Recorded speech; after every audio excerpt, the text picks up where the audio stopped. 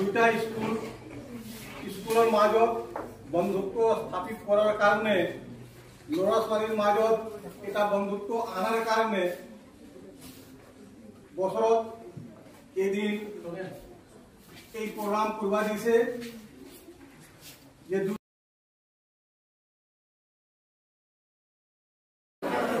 কবিতা আবৃত্তি প্ৰতিযোগিতা অনুষ্ঠিত কৰি গতিকে আমি আমাৰ কাৰিকৰা এমই স্কুলৰ ক্লাছ 5ৰ ছাত্ৰ ছাত্ৰীসকল আৰু শংকৰদেৱ শিশু বিদ্যা নিকেতনৰ ছাত্ৰ ছাত্ৰীসকলক ক্লাছ 5ৰ ছাত্ৰ ছাত্ৰীসকলক পিঠাৰ মেল কবিতাটি আহি ইয়াতে আবৃত্তি কৰিবলৈ আহ্বান জনোৱা হ'ল।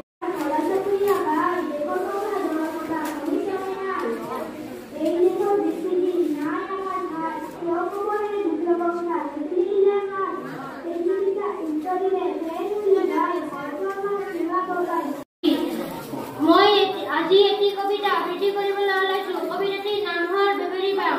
কবি ডক্টৰ নিৰ্মল প্ৰভা বৰদলৈ। ফুচুক ফাচাক কথা এটাই ফুচুক চামাক কৈ জুপুক জাপাক বুঢ়াৰ পেটত আছিল কটম বিৰল। পেলক পালাক চকুৰে চাই মলক দেও আহিল। বুজুক গাজাক কথাৰ মেল তিনিপৰ হাত বহিল। ঘটক ঘটাক চাহ পানী খাই তামোল মটক মটাক মলক দেও যাবলৈ ওলা কৰম ঘটক ঘটাক। ফুচুক ফাচাক কথা এফালে ওলাব নোৱাৰা হৈ হাত উতলি উতলি আছিল ফুচুক ফাচাক কৈ। হলভলীয়া বুঢ়াৰ হলহলীয়া মুখ এবাৰ হুৰুমা পাই ঢলক ঢলক বাগৰি পৰিল ফুচুক ফাচাক খাই। টুপুক টাপাক ভিতৰি লৈ পেটত ভৰালে থাহি মূৰক দেও গাত ফুলিলে ফুচুক ফাচাক হাঁহি। ধন্যবাদ।